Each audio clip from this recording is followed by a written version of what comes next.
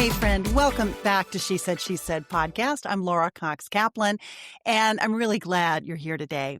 Last week we talked about gratitude and why it matters so much for our emotional well-being, especially when life feels complicated or especially overwhelming. Now, today's episode really connects to that conversation in a meaningful way because we're talking about something that can make the concept of gratitude feel completely out of reach. I'm talking about grief and what happens when life deals us a heartbreaking blow. My guest today is the incredibly thoughtful Samina Bari. She knows this kind of grief firsthand. She lost her husband in a tragic accident a couple of years ago, and she found herself navigating two incredibly challenging realities. The first was how people responded to her, what helped, what didn't, and why even well-intentioned, well-meaning comments could land in such painful ways. And then number two, how her own identity literally shifted overnight and what it looks like to begin to rebuild a sense of self in the aftermath of loss. This episode really speaks to both sides of grief. On the one hand, the person who is hurting, and on the other, the people who so desperately want to help and show up, but they aren't entirely sure how. Samina shares her thoughtful, practical guidance on what to say and oftentimes what not to say, how to support someone who's grieving without overwhelming them, why our presence matters more than our perfect words, and how to understand the identity shift that often comes when we lose someone that we love. And friend, as we head into the holiday season, this is the time when I really wanted to have this conversation because it's a time when emotions are already heightened and absences can feel especially heavy. These insights that Samina is sharing become even more important. I think you'll find this conversation incredibly thought-provoking, and I am so deeply grateful to Samina for sharing her experience so openly, not only to help those who are navigating grief, but also to help the rest of us to show up with more compassion. Friend, as always, I'm incredibly grateful to you for being here. And if you're finding value in these episodes, I hope you'll hit the subscribe button so you won't miss a minute.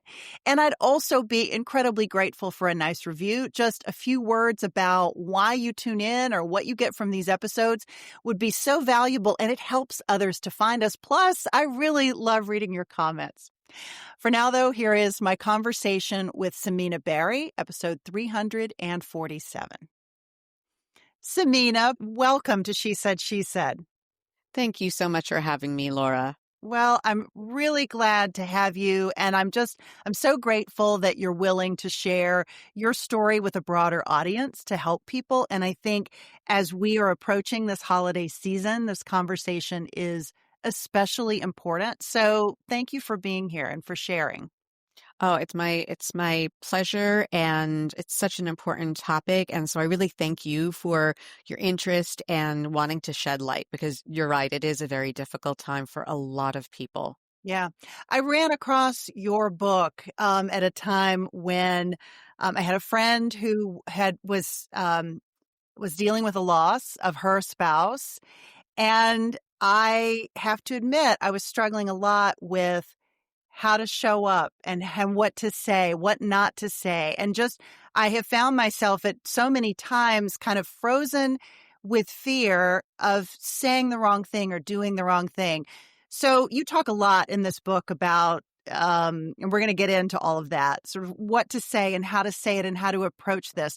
But let's start first from the standpoint of your story and how this book came about. I'd love for you to share a bit about your journey. Yeah, I mean, I had a thriving career, a loving husband, marriage, did have a decades long battle with infertility with him, finally welcomed twin girls.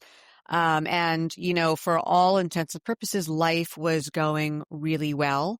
I had experienced the deaths of both of my parents. I was with them when they died. And very sadly, one of my oldest, dearest friends, my friend of 50 years, passed away Oh. a few years ago.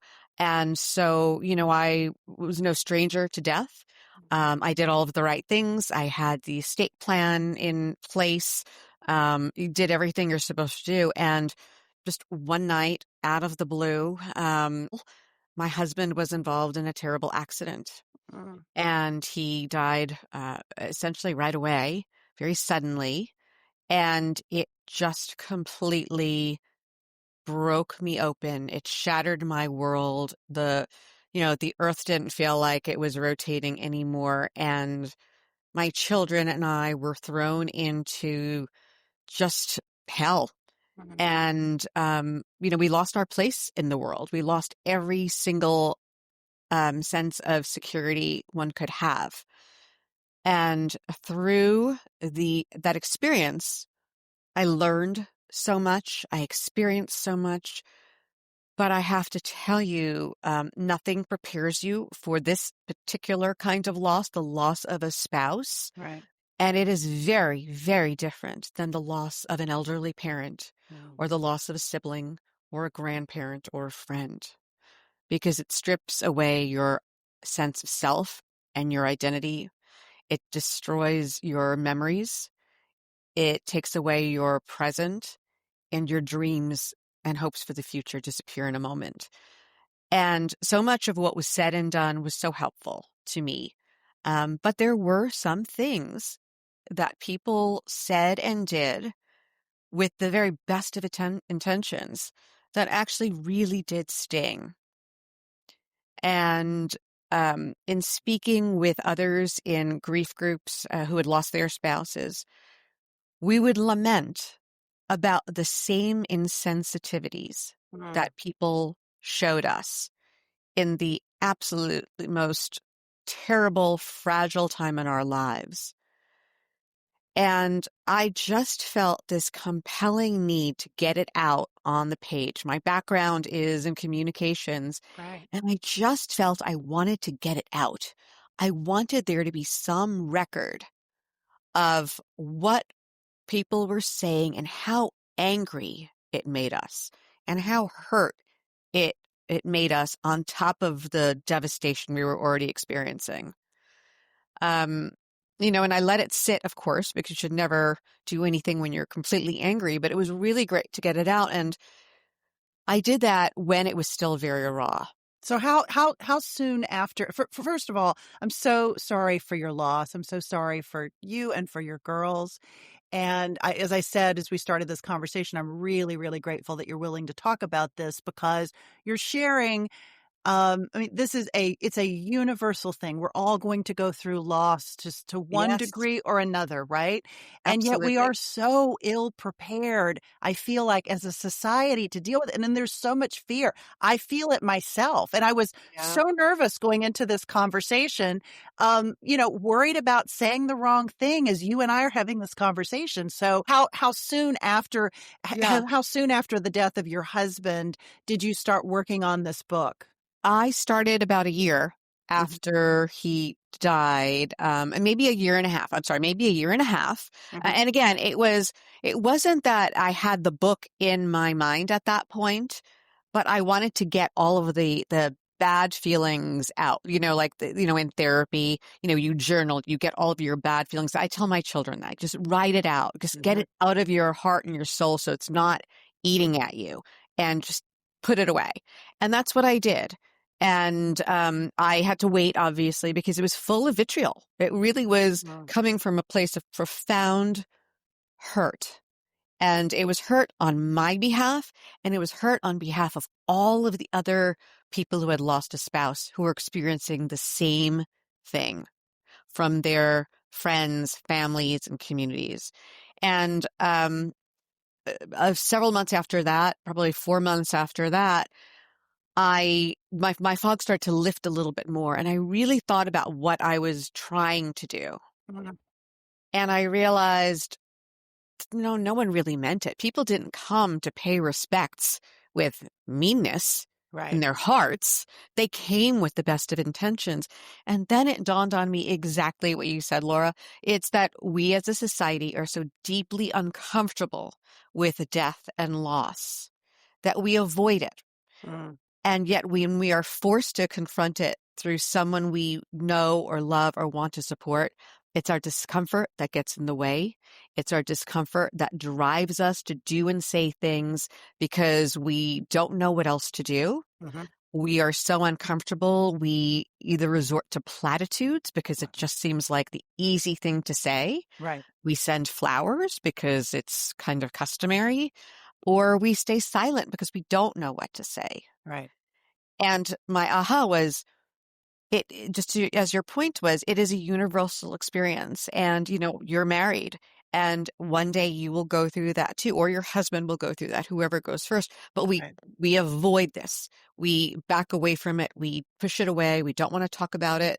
We'll prepare the wills and trusts. But, I know that adult children don't want to confront their aging parents to talk about distribution of the estate because it makes them uncomfortable. Right. Right.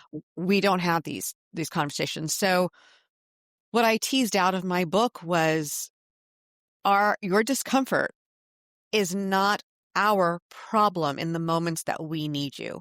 And Sure. if you could recognize that and push that aside to simply be present for us, that will make you more compassionate towards us when we need you. And one day you too will need that as well, because it will, everyone will experience this. And the loss of a spouse, as I mentioned, is a very different type of a loss. It is actually noted that it is the single most devastating occurrence in a person's life. Mm. Because to my point, you lose everything. You lose your sense of self. You lose your identity. You lose your place in the world. Yeah. Yeah. And, you can't fix this. Right. And I think we want to reach out and try to help people. We want to fix it so they're not hurting. Right. We want to check it off our list because that's how we think. We're type A. Right. And our pain and our grief is not yours to fix. And I think once you realize that, you can be more thoughtful and more present and just be with us Yeah. in the dark times. Let's talk about, if we could, some of the things that people did, presumably with the best of intentions, that you would put on the page and just say, can't believe that this person did that or said this, or talk a little bit about some of the things that you heard and that also you heard from others during your during your counseling sessions. And Oh gosh, so many people said so many things. One of them was, okay, we'll help you clean things out. We'll help you clean out the closet and do this. And, it's like they were trying to rush it along because it's what you do. right. And, you don't do that. You wait until we are ready.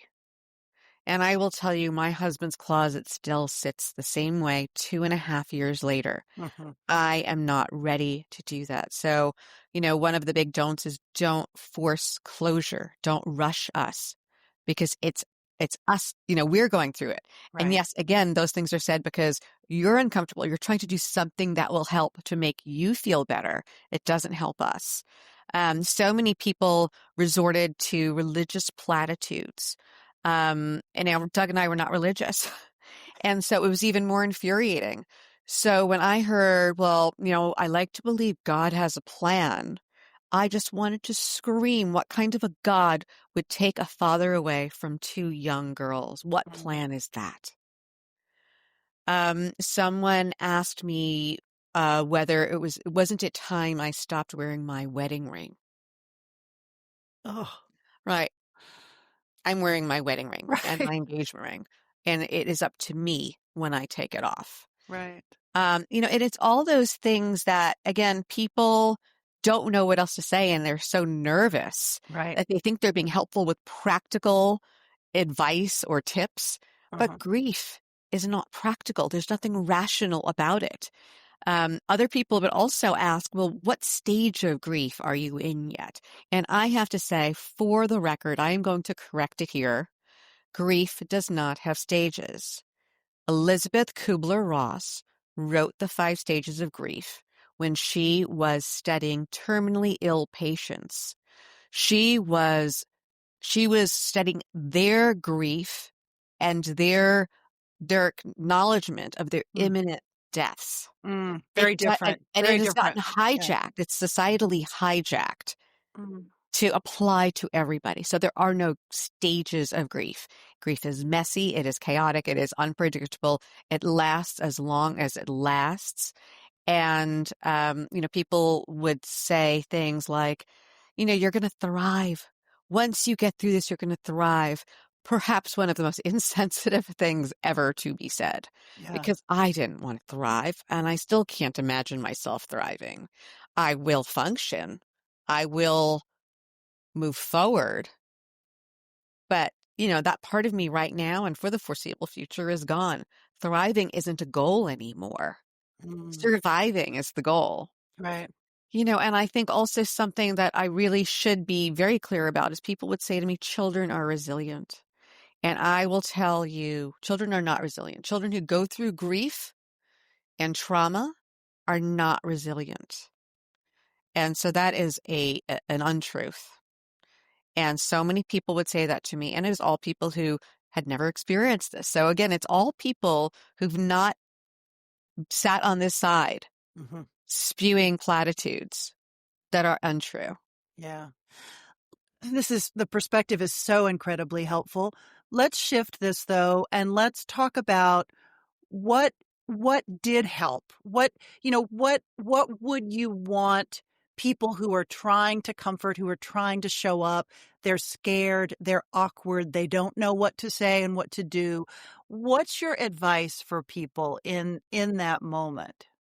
Yeah, I would say, one, just be emotionally present. Do not Mm, try to shift a mood or change anything, but simply be there. Sit in silence. mm, Do things that do not put more burden on us. You'll make the meals, and that's fine. You order the food train, but well, who's plating the food, who's cleaning it all up, who's putting things into smaller containers. There are so many things that need to be done. My friend group, it was extraordinary, and I am so blessed to have them. They each took a responsibility. So I had friends from different walks of life, different periods of life, from different parts of the country and different parts of the world. wow. They formed their own text chain. They all divvied up things to help.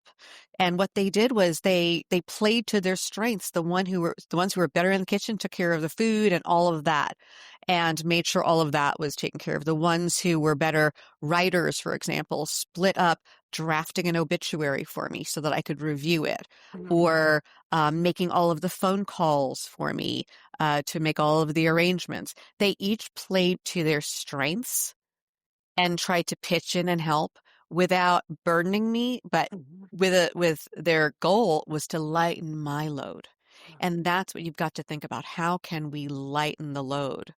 If whether it's getting the mail, taking out the trash, all of those little unseen things that also, if you could think about, what did the spouse do mhm, that now the grieving person left behind is burdened with, right. and just simply try to unburden.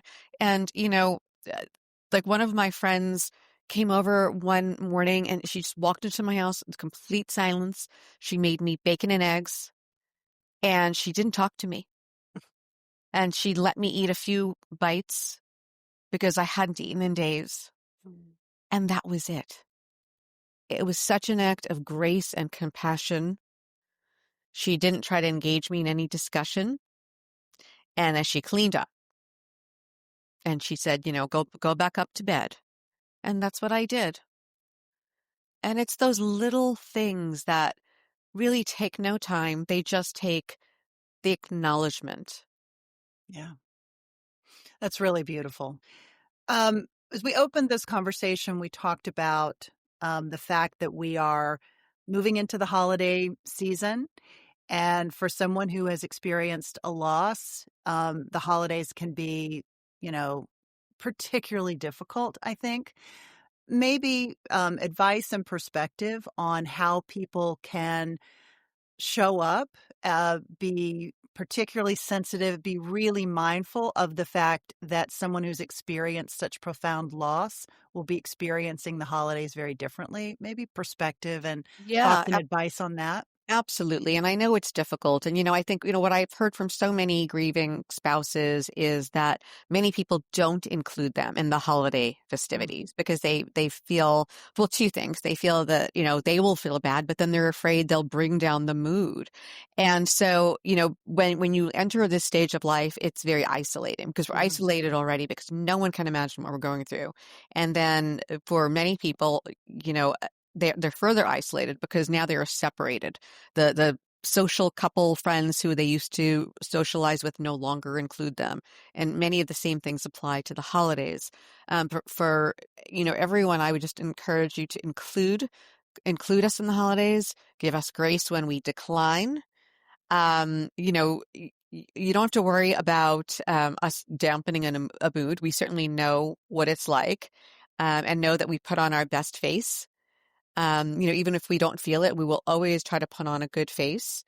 And just always remember the person we lost. I think one of the most painful things that people can do is not say their name, and it makes them seem erased. mhm, And so when we think about the holidays, we generally we raise a glass, we toast my husband. mhm. All of our friends do that. We don't forget him.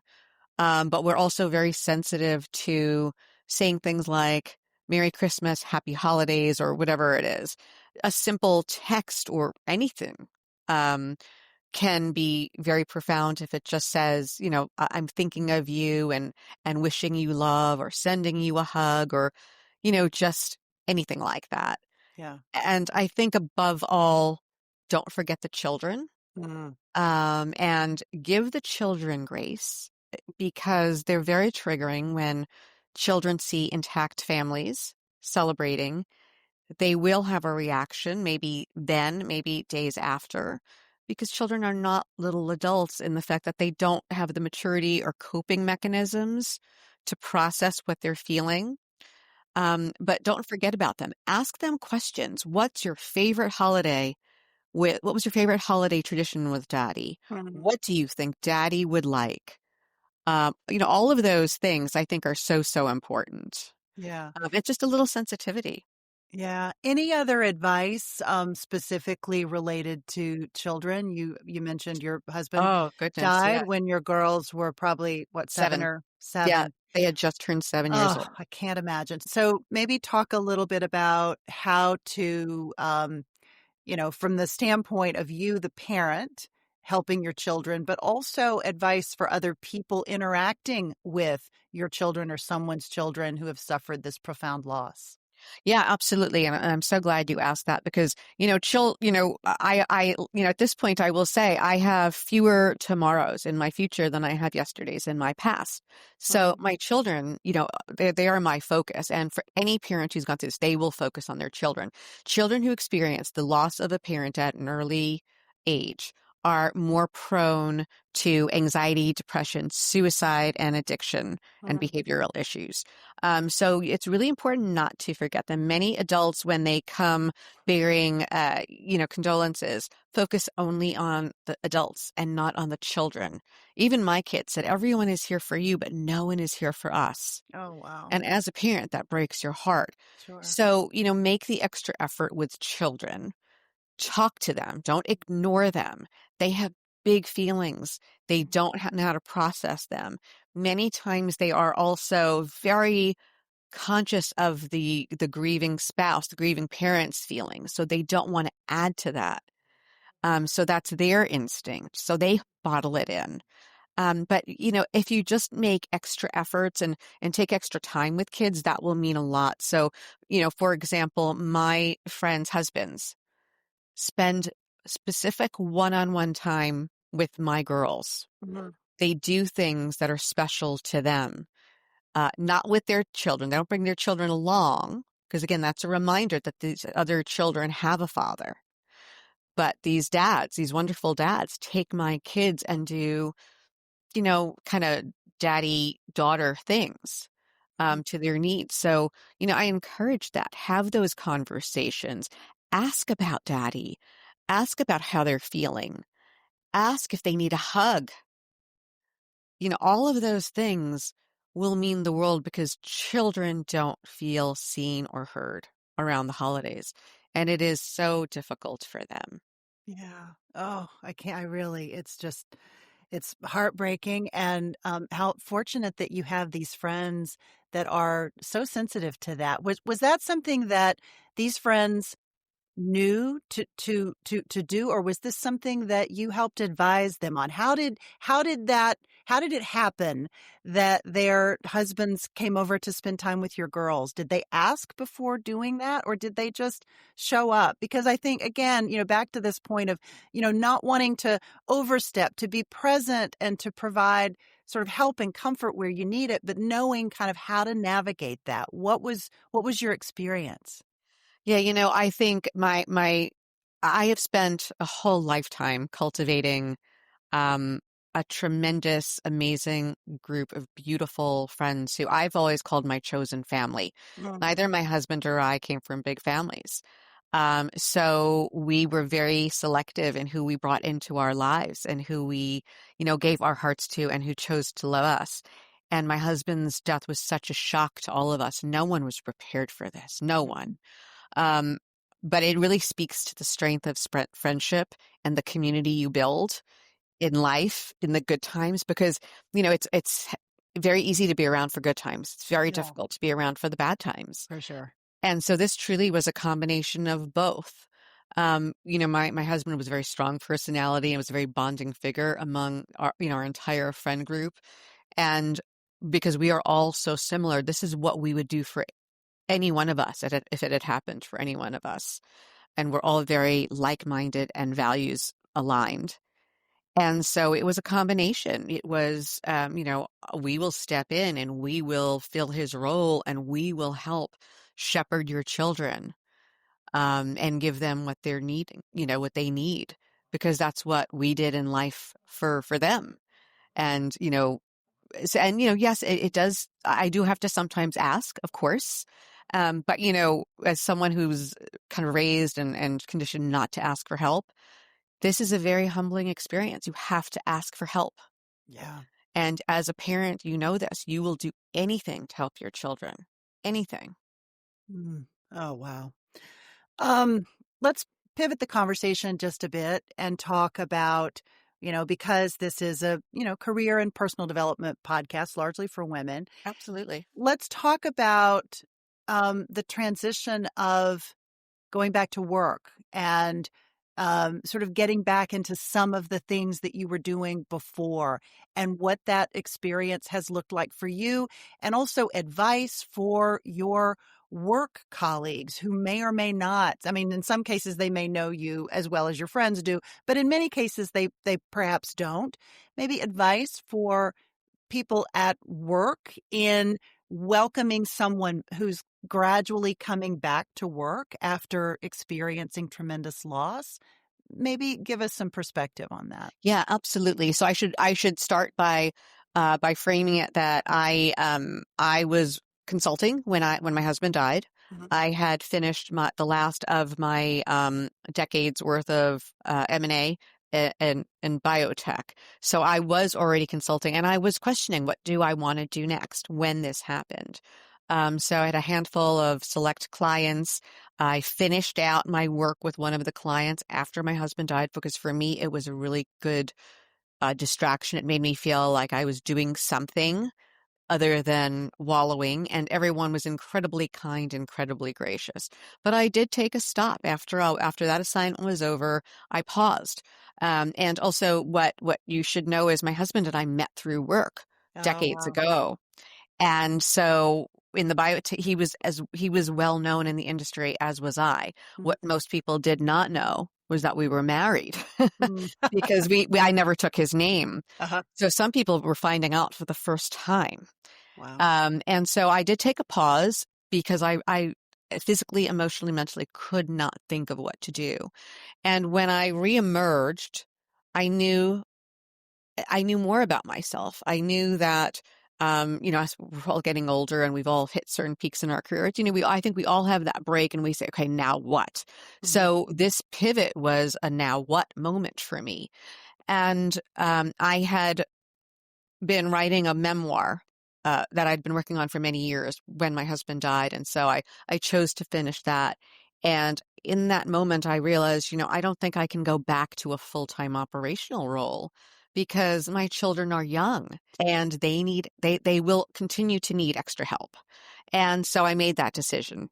That's gone. That part of my professional career is behind me. So I pursued that. I wrote this book. I have formulated a podcast. Um, I continued to lean into some of the women's leadership organizations that I had been part of before, but I decided to get more deeply invested Mhm. because the one thing that I realized about myself and, which will affect so many, pretty much all women because women outlive men Right. is I am not alone. It just happened to me earlier than others. So if I could lean in and help create more awareness of this, preparedness, community, advocacy, particularly particularly as for women as investors, Mm. which was a very key point of mine as an investor myself. I would be helping a societal shift that will be coming in the next several years.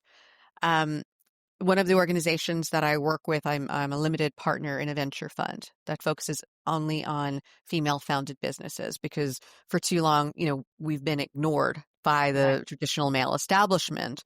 So I had committed myself to doing national education around, why venture is a good thing, why it's accessible, why it's necessary, why we together can build the businesses of tomorrow that we want and need. And it coincides with this shift in wealth transfer that will occur in the next several years, where women will be in control of two-thirds of the private wealth in the United States. And Fascinating. as it is fascinating. And for many high-performing professional women, there is some embarrassment because we were never really taught about finances and about Right. investing. Mhm. So I've been pivoting on how do I inform and educate and take away that embarrassment about what this means and what you can do with it and how we can break that mindset of saving and budgeting Mhm. towards investing and building wealth and creating better businesses and leaving legacies for our children. So, that's been a shift, and I'm so proud to work with amazing organizations to do that. And I'm continuing in that path of how do I empower more women to to to recognize that power that they will have because it will represent a huge economic and consumer purchasing shift in the United States. Right. The system hasn't caught up with it, but the more women I can reach and arm them with a level of education, information, and empowerment, the better they will be. Mhm. Because one day it will be only them making those decisions. There will be no husbands they need to check in with Right. about financial decisions. And I want them, all of them, all of us, to really own that power because it's coming. Yeah. I mean, it's such incredibly good advice. And you are able to speak to them from a perspective that hopefully they won't face anything that is, quite like what you faced in terms of the suddenness of your husband's death. But a lot of people do. And you bring this perspective and this story to the table in a way that I think helps people really understand, women really understand why it's so important to understand that your finances, to have a good handle on that. For all of those reasons, I think it's such a power. What you're doing is so incredibly powerful. I don't know if you think of it as your purpose, but from someone looking at you from the outside, it is a beautiful way of honoring your husband's memory and also taking it and finding a way to give something to other people that's incredibly valuable and that can, maybe shift lives and perspectives and just help us be more empathetic and more present for each other. So it's really, what you're doing is really beautiful. Thank you. Thank you. I mean, I think we all have choices to make. And, to wake up every day is a choice. Every day is a struggle. But, we have to make those choices. And when death happens, it is, it's purely emotional. It's not rational. And if I can help create before that happens, Mm. some level of comfort and understanding so that when the emotion starts to balance out with, okay, I need to put one foot in front of the other, there is better decision making. There is more agency and more ownership and empowerment. Yeah. If there's one thing that you hope somebody listening to this conversation takes away, what would that be? It would be to face what's uncomfortable, Mhm. and don't let your discomfort get in the way of being present and making an impact, because one day you will need that too. Yeah, absolutely. Samina Bari, thank you so much. The book is called Don't Call Me Widow, and you have a fabulous podcast called The Afterlife, which I urge folks to check out as well. I'm really grateful for your time. Thank you. Oh, thank you so much for having me, Laura. I appreciate it.